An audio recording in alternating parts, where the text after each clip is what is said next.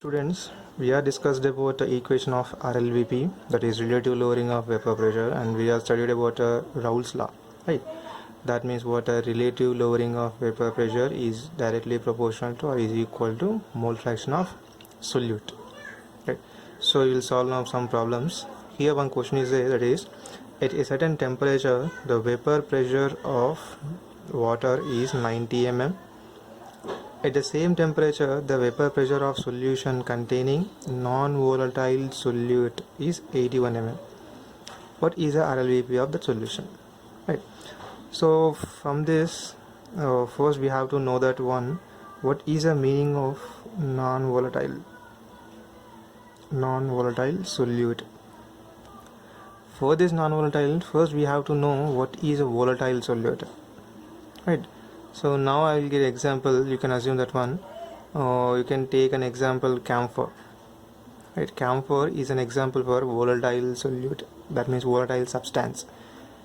So now you can understand that one, a substance which can easily evaporate, or which can easily sublime, or which can easily evaporate, that is called volatile solute or volatile substance.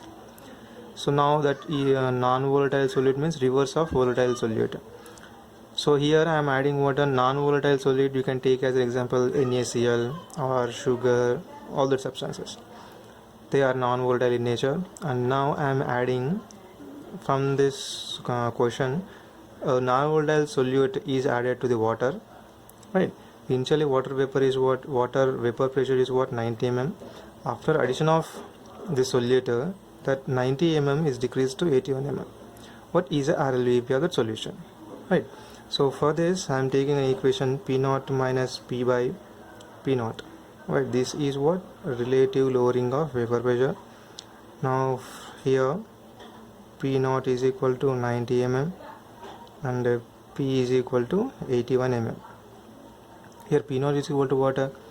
Vapor pressure of pure solvent, and P is what? Vapor pressure of solution.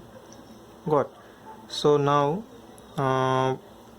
you can substitute this one, 90 minus 81 by 90, right? How much you will get here? 9 by 10, sorry, 9 by 90, that means 1 by 10, right? So from this one we can write like this. So RLVP is equal to 0.1 mm, right? So this is one question. Now second question is when 45 grams of solute is added to the 900 grams of water, right? 900 grams of water, its vapor pressure is decreased from 30 mm to 20 mm. The mole fraction of solvent in that solution is, right? We have to calculate what a mole fraction of solvent, but our formula is what? P naught minus P by P naught is equal to chi2. That is what? Mole fraction of solute here. So first we will calculate this one, then we will solve next. First mole fraction of solute we will calculate, that is from this question we know that one we have to substitute this one, P naught minus P naught minus P by P naught is equal to chi2. So here P naught is 30 minus 20, here in question it is a 24, not 20. So here 24 minus by again 30. So from this one how much will get? 6 by 30, that means 1 by 5, that means 0.2 mm. This is what? Mole fraction of solute. But what they asked, mole fraction of solvent they asked. So what is a mole fraction of solvent means? We know the formula, that is mole fraction of solvent plus mole fraction of solute is equal to 1, right? In any binary solution, mole fraction of solvent plus mole fraction of solute is equal to 1 always. So from this equation chi1 is equal to 0.2, chi1 plus 0.2 is equal to 1, chi1 is equal to 1 minus 0.2. So here chi1 is equal to 0.8. So this is a answer for this question, but it is 0.8 mm. This is the mole fraction of solvent. Right, now next question, that is calculate the mass of non-volatile solute. Its molecular weight is 40, which should be dissolved in 144 grams of octane to reduce its vapor pressure to 80%. So actually what is there in that problem? Here they have taken this octane as a solvent, right? Octane as a solvent. So it's how much we have taken here? 144 grams. Got. Now solute is water. Solute we added, that is 40 grams. Molecular weight of that solute is 40. So by using of this one, I'm using P0 minus P is equal to P0 by mole fraction of solute. So a little bit I am again elaborating this equation, that is P0 minus P by P0 is equal to weight of solute by molecular weight of solute into molecular weight of solvent by weight of solvent. Right, this is a equation we have to use here. So in this one, in a question actually what they are given, what we have to calculate the mass of solute. That means we have to calculate this, right?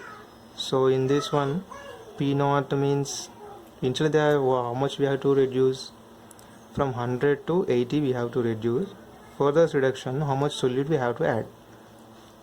So initial vapor pressure is 100, and how much I have to reduce? 80 by 100 is equal to molecular weight of solute by molecular weight of solute.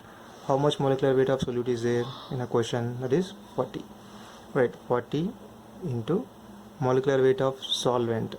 Now we have to calculate this molecular weight of solvent. How we will calculate? We know that an octane, that means octane formula is what? C8H18, right? 8 carbons means 12 into 8, that is 96. Again 18 hydrogens, 1 into 18, that is 18. So how much we will get again? 114 here. So molecular weight of solvent is 114 grams by weight of solvent. How much in question is there? 114. So again 114. So from this one, how much we will get? 20 by 100 is equal to weight of solute by 40 into, right? No, only 40, because it will cancel. So from this one, 40 into 20 by 100, that is equal to 800 by 100. If you will cancel this one, you will get 8 grams. So this is a weight of solute we have to add. If we add 8 grams of solute in a 144 grams of solvent, pure vapor pressure of solvent is decreased to 80%, right? This is a question. Here one more question is there, that is I am reading here, the vapor pressure of pure benzene at a certain temperature is 0.850 bar. Now a non-volatile non-electrolyte solid weighing 0.5 gram when added to 39.0 grams of benzene, right? Molecular weight of benzene is 78. Now vapor pressure of solution, then it becomes 0.845 bar. what is the molar mass of the solid substance. Now what it happens here in question, initial vapor pressure of benzene is 0.850. It decreases from 0.850 to 0.855 by addition of 5 grams, 0.5 grams of solute. How much benzene we have taken? 39 grams of benzene we have taken, and the 0.5 grams of solute we have taken. Now we have to calculate a molecular mass of the solute. Got. So all we'll write here. Here what they given, weight of solute is 0.5 grams. Molecular weight we have to calculate. Now molecular weight of solvent is 78.